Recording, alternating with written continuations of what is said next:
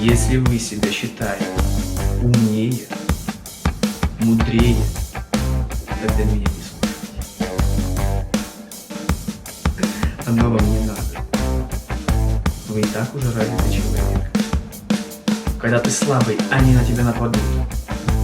Соответственно, что это даст тебе опыт? Чтобы ты не был слабый. Всем привет, мои дорогие друзья! Я рад вас приветствовать на нашем с вами канале. Гениально, все очень просто. Энергия индиго делает нашу жизнь ярче, красивее и богаче. Жик! Сегодня мы с вами поговорим на тему магия.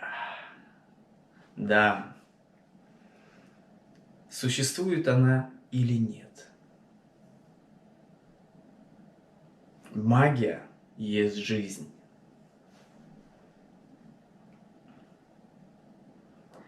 Низкочастотная магия существует тоже в нашей жизни. Маги, черные, колдуны, фиолетовые и всевозможные. Они существуют, и есть у них тоже власть.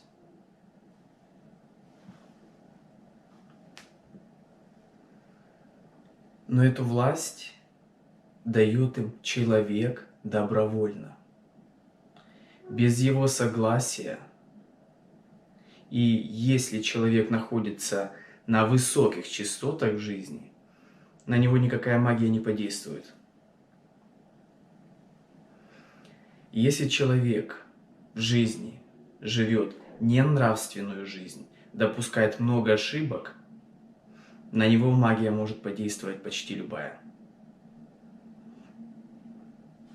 Так как человек, который живет ненравственными поступками, у него слабая энергетика по априори. Знаете, как выживает сильнейший.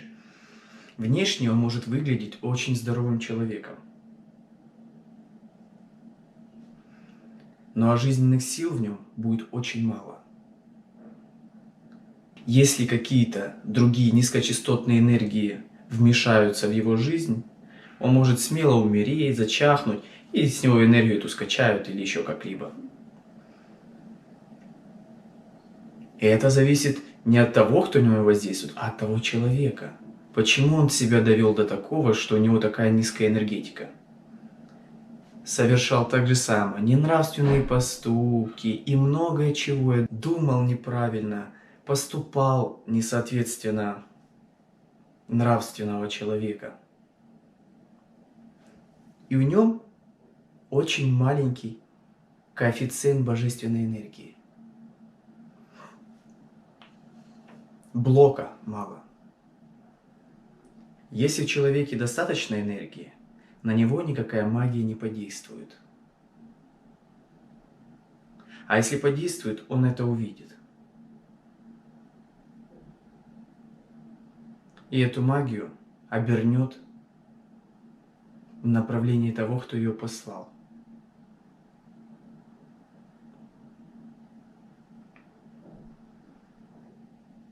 Меня даже могут сейчас услышать те люди, которые когда-то что-то посылали.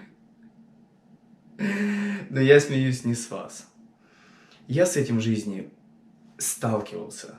И особенно в начале. Очень достаточно таки много. У меня был низкочастотный образ жизни. Не сильно высокочастотный сначала. Потому что я выпивал, я курил. Но образ жизни такой был, я вам не скажу, не с робкого десятка.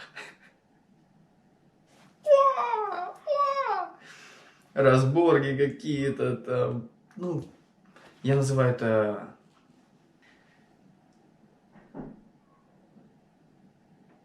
ребячество. Но это ребячество у многих затягивается на всю жизнь. И они даже этого не понимают. Ребячество тоже очень важно пройти. Который путь я прошел, я очень его уважаю. Потому что благодаря ему я могу понимать тех людей, которые находятся в более низкочастотных позициях. Понимать тех людей, которые курят, которые выпивают, которые даже ругаются, которые всяких бандитов и не бандитов. А также святых я понимаю. Теперь уже.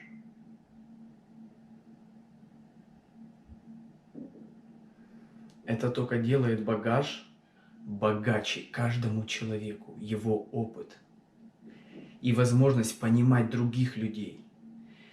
Если человек не сталкивался в жизни с бедными людьми, у которых денег нету, если человек не жил в этих условиях, он не может априори понимать этих людей. Он может только догадываться, но бедных людей ему понять будет очень тяжело. И бедные люди в большей своей массе вынуждены очень многие купаться в низкочастотных энергиях. Им это специально внушают. С телевизора, популярность алкоголя, сигарет и так далее. Соответственно, на таких людей магия может действовать очень легко. Низкочастотный образ жизни и магия — это все низкочастотное.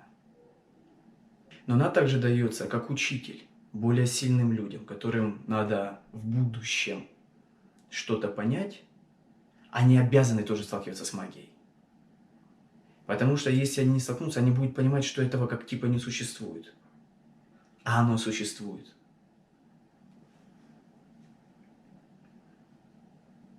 Человек говорит: а ты уже знаешь ответ.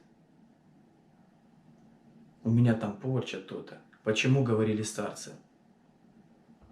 Работай над собой, и ты сам эту порчу выгонишь, которую на тебя наслали.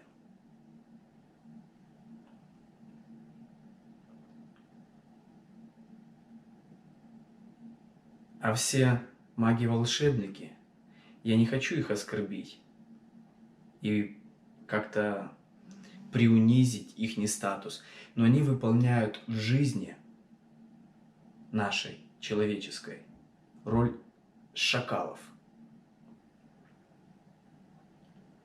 Они могут льва научить, и без них тоже нельзя. Когда ты слабый, они на тебя нападут. Соответственно, что это даст тебе опыт? Чтоб ты не был слабый. Они всегда нападут на тебя тогда, когда ты будешь слабый. Но, соответственно, и лев понимает, что ему нельзя быть слабому. И он вынужден постоянно быть в джунглях наостро, питаться, жить, выполнять свои функции, там, вожака стаи или еще что-либо. Шакалы всегда придут, когда кто-то будет слабый. Жик! Я вас всех люблю, целую, обнимаю. Подписываемся на канал. Дальше будет еще больше. Мужикам. Рис, девушкам. Люблю, обнимаю. Стариков, бабушек обнимаю. Искренне люблю. Всем хорошего настроения. Крепитесь. До новых встреч. Постоянно буду в джунглях наостро. Но когда будет плохо,